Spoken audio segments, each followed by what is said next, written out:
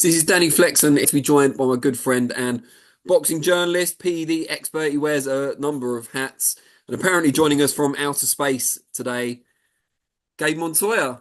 How you doing, mate? I'm doing all right, man. I'm like I said before, I'm taking a global view, considering my country just decided to set the world on fire by electing a fascist. So I'm kind of just, in the ethos, just taking a breath. Fascist indeed. Start as we mean to go on. You might not have quite so vicious barbs reserved for last night's big fight, if we can even call it that, but I'm sure you've got plenty to say. Jake Paul defeated Mike Tyson, won pretty much every round in what was quite a tedious fight and for a lot of people quite sad to watch as well. What were your immediate reflections? Well, I tried not to watch the fight. I went to I don't, it's a very American tradition, but I don't partake in public lynchings. And that's basically what this was. And I know people will say, well, don't bring race into it, but it's boxing. We invented the color line. We invented the phrase, the great white hope. And to me, what Jake Paul is kind of the inverse of what John L. Sullivan, who denied us a chance at having Peter Jackson, the Black Prince, who was, I think, he had beaten an English champion, he was the Australian champion, had beaten the black, at the time called the Negro champion, but John L. Sullivan wouldn't fight him because he was black. But John L. Sullivan would say, I can lick any son of a bitch in the room. And he would go on barnstorming tours on trains with an entourage across the country, fighting blacksmiths and local bartenders, the local tough guy.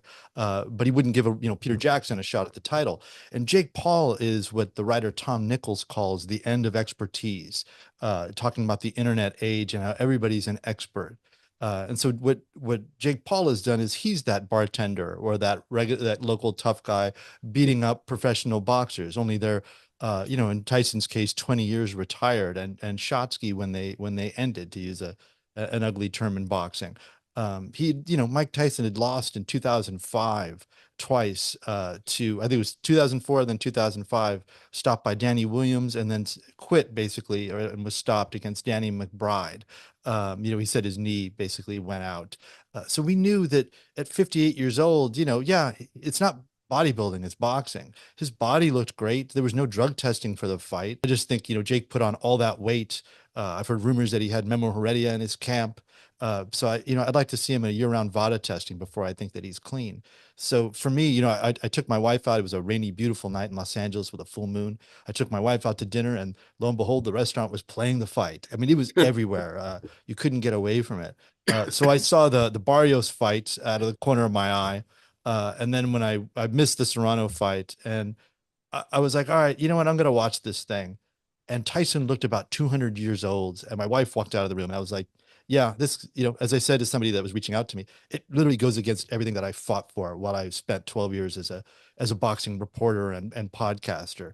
And I just turned it off. It made me really disgusted to see Andre Ward and Lennox Lewis and Evander Holyfield and Sugar Ray Leonard, all these legit boxing people coming together to celebrate this lynching of Mike Tyson, and pretending that it's real and treating Jake Paul like he's real, when he's just a troll. And this outlet, I exclude from it because you guys do real journalism. And full disclosure, I used to work for you guys doing real journalism. Uh, but all the clickbait journalists out there that kind of wish this fight into into existence shamed themselves and shamed the sport. Do you feel it harms the sport in a longer term aspect? I think anything that degrades it, and every Jake Paul fight does, hurts the sport. It confuses people and makes them think, sort of like CompuBox makes people think that that's how we keep score in boxing. Uh, Jake Paul makes people think that this is real. I mean, I was on Sunset Boulevard. I live in Los Angeles, and yesterday, and there's a huge Mike Tyson billboard. Like, why don't promoters spend that kind of money? But this is Netflix. They want us to watch their channel, their streaming network, and they spent $20 million on an old ancient Mike Tyson to sacrifice him to Jake Paul. But they were just this year in being struck by the Screen Actors Guild, my industry that I work in now. because they don't want to, give people residuals. They're robbing people of their livelihood, but they can spend money on this spectacle to draw people to Netflix. It's disgusting. And it hurts the sport. It's not good for the sport in any way. And as much people can say, well, he's helped out female boxers or the other fighters get paid. I don't know, put pressure on the promoters to pay these people better and to put on women's boxing. I think Jake is sort of like why, he's a part of this ecosphere. He's a Trump voter. He's a cryptocurrency guy, which is really just exists to destroy the dollar and crash our economy. Um, he's sort of like the fascist Trump, where he says certain things that are true in order to close, to disguise his lies. And what Jake does is he surrounds himself with real boxers to make himself seem like a real boxer when he's fighting a 58-year-old man. Do you have any sympathy for Tyson in this though? Because he's not exactly a useful idiot in this. He knows what he's doing. He's been around the sport a long time. He's been paid a lot of money. He didn't get hurt by the looks of it. I mean, it's not a fair match, and I have sympathy for the sport. Do you have any for Yeah. Tyson directly? Um, I feel bad for him that he feels he needs to do this. I almost got the sense seeing his interviews, that one with the young girl where he talked about not having ego. It felt less like a Buddha and more like a guy that hates himself and is just thinks that this humiliation is what he deserves, but he'll take the money if they'll give it to me. I just was saddened by the whole thing. I became a Tyson fan the night that he lost to Buster Douglas. Hmm. I wasn't a big Tyson fan heading into that. I appreciated his skills and everything, but the story of Tyson is when somebody stood up to him, he lost or bit them until he got disqualified as a fighter. I don't really look back at him and say he was the greatest of all time because that's Ali. That's a guy that fought all his contemporaries, avenged losses, and proved his greatness that way. Fought on way too long, like Tyson did for the money. So I have sympathy for him as I have sympathy for all boxers except Jake Paul.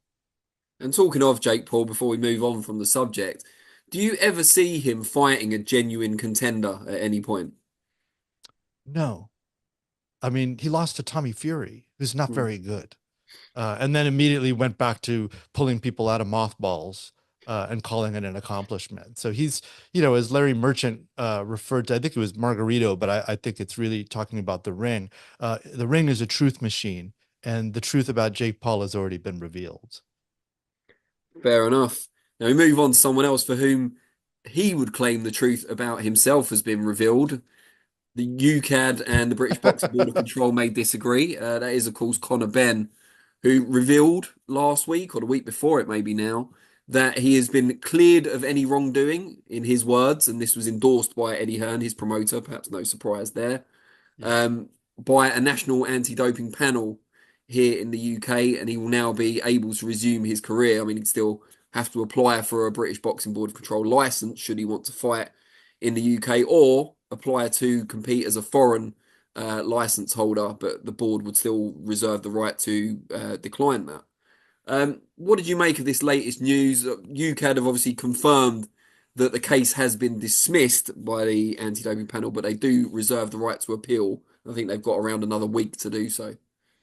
Yeah, they have the till the November 21st, I believe, something like that, right? Or it was like Yeah, 21 days past the yeah, ruling. correct. He still hasn't taken responsibility for what was in his body. Anti-doping code, WADA code, all of them follow the strict liability, which means that an athlete is responsible for what's in their body. He's found loopholes with this entity that keeps clearing him, saying that they had an issue with WADA doing the testing, and then there's maybe a problem with the results, and the rules of I think UCAD say that we can't know what's in that report unless Conor Benn releases it. So release it and let us know that you're actually clean. He hasn't given a reason why he tested positive twice over a 5-week period for a drug that uh, athletes across many sports, professional and amateur, test positive for. And it's sort of like Meldonian when WADA banned Meldonian, and you saw people test positive for it from amateur hockey players in Canada all the way to professional tennis players. Everybody's doing this drug because it works.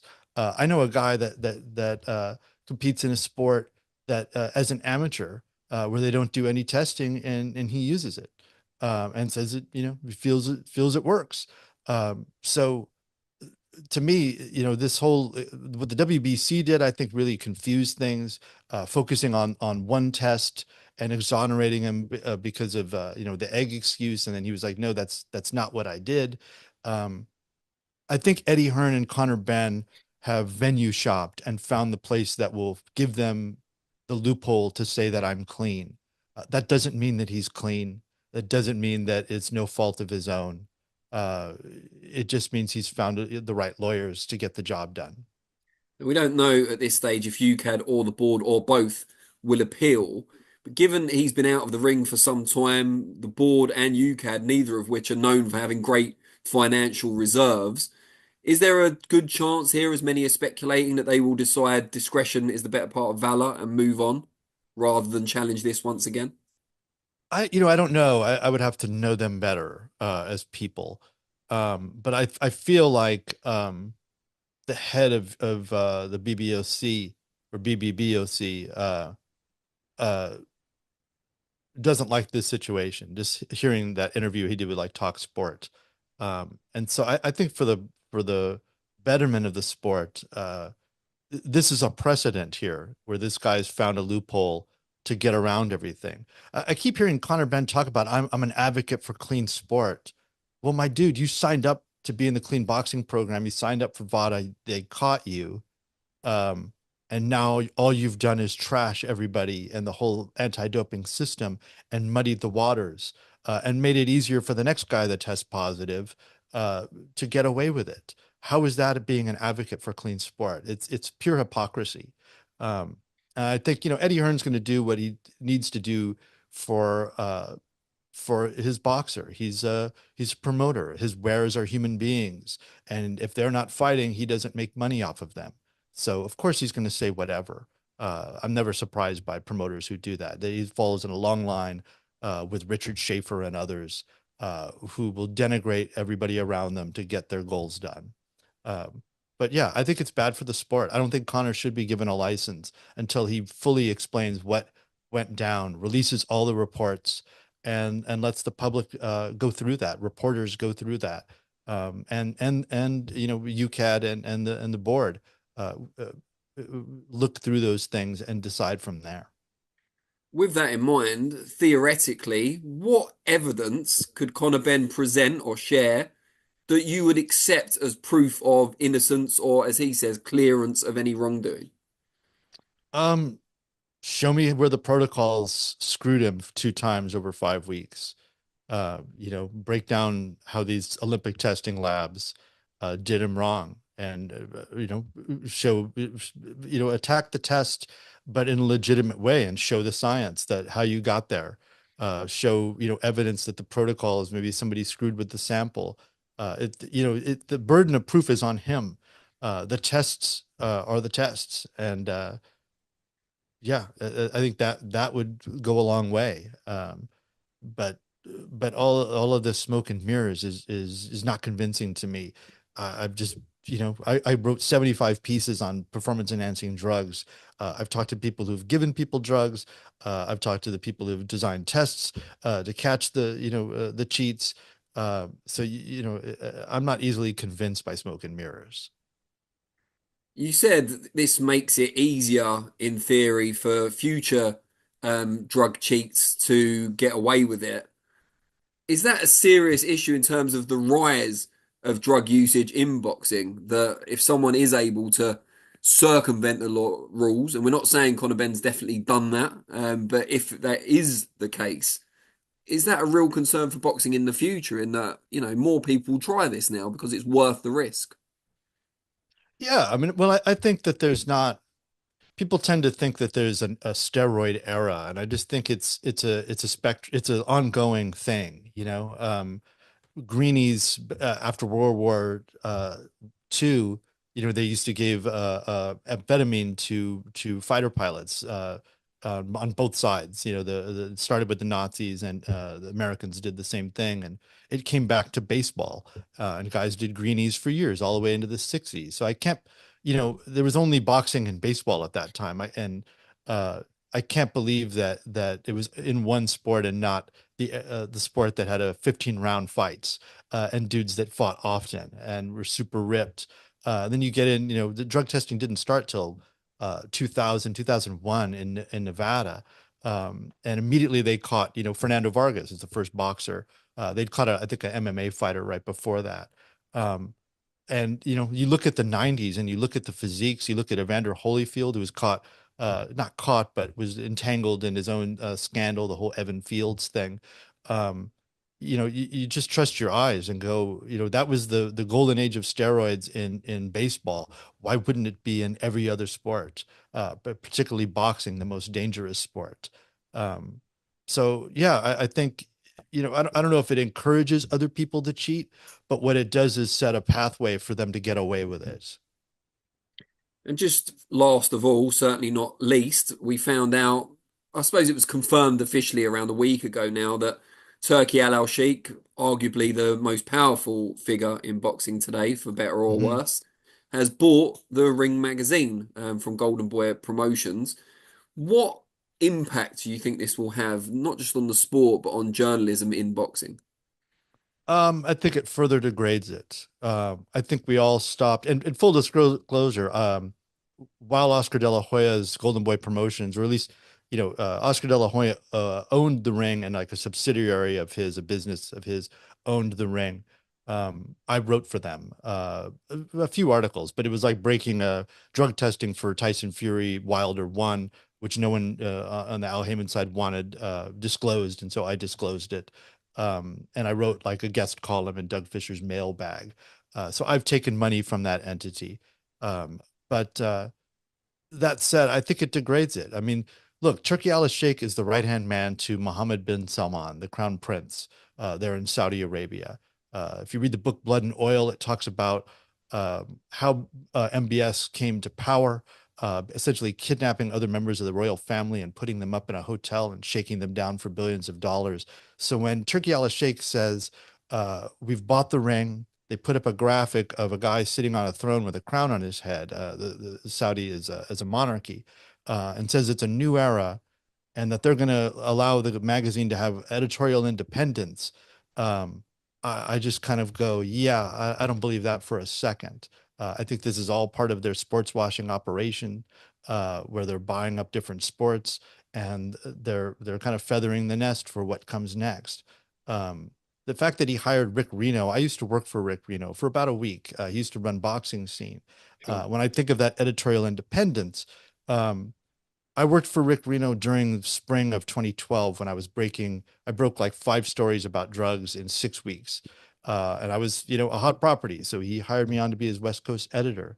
But I was breaking stories about Golden Boy. And so he got a call from Richard Schaefer, who was running Golden Boy, and basically said that I was going to be blackballed for writing these stories, and that he shouldn't hire me because I won't be able to do a job for him because none of the fighters would be allowed to talk to me. So Rick fired me.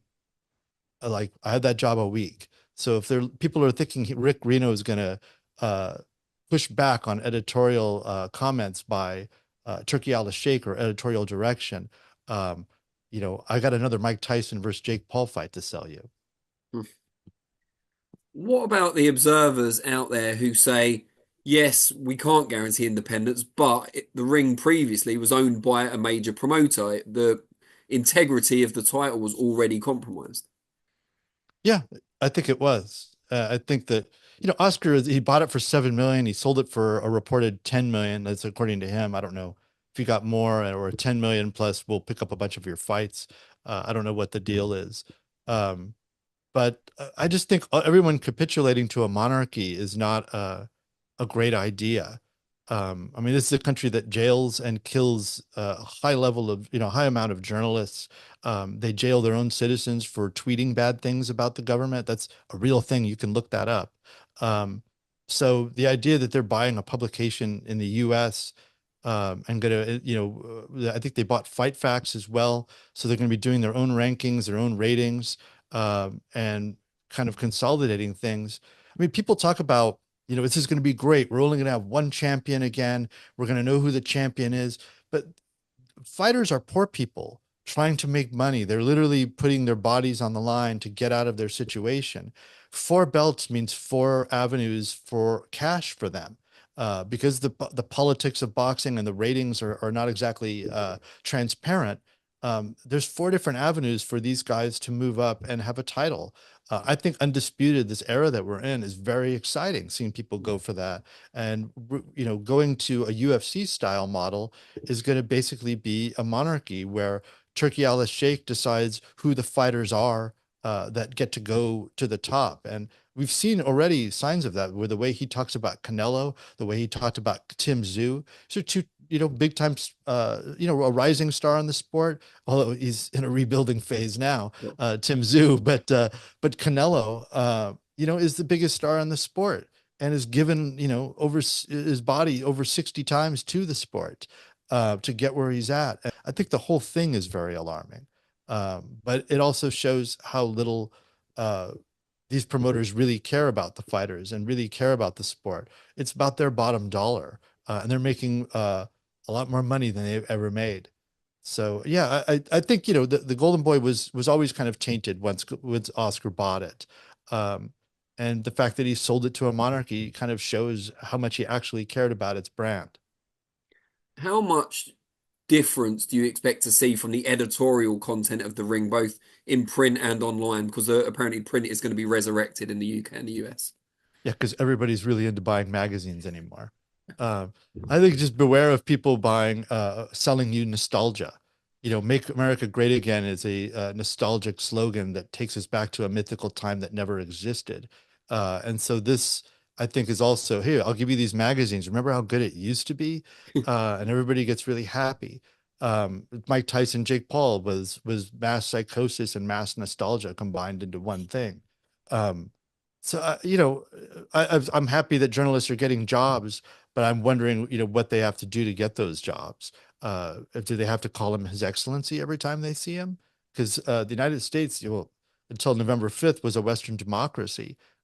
So, a constitutional republic. We don't have kings. We had a war about it.